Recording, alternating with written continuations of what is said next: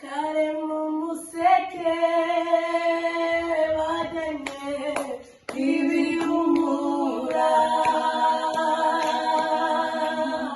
babona igitare cyavuye mu gituro binjiramo ntibabone intumbi ya Yesu. Kare mu museke bajyanye ibihumura babona igitare cyavuye mu gituro binjiramo ntibabone intumbi ya Yesu.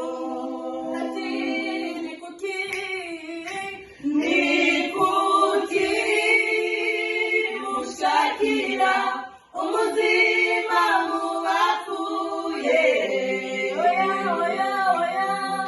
Oya, umuremyi yazutse.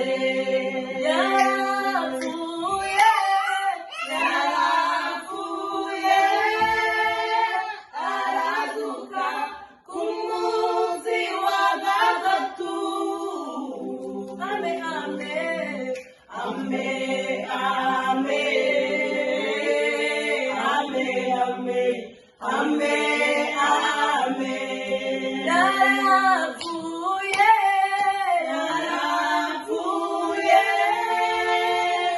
arazuka ku munsi wa gatatu. Amen, amen, amen, amen, amen, amen, amen. Ni kuki mushakira umuzima mu bapfuye? Oya, umuremyi yazutse. Yarapfuye arazuka ku munsi wa gatatu. Amen, amen, amen, amen, amen. Yesu Kristo nshuti magara, niwe wenyine wavuye mu mwijima. Ndazihamya imbabazi ze, yagiye nyamwana w'umuntu. Imirimo unkorera Yesu. Hazaba imisozi itaza kurwaho, hazaba n'inzuzi ntazashobora kwambuka. Si buri sengesho rizasubiza uko nsaba, si buri ndirimbo izanduhura umutima. Ndagufite mfite umurengezi,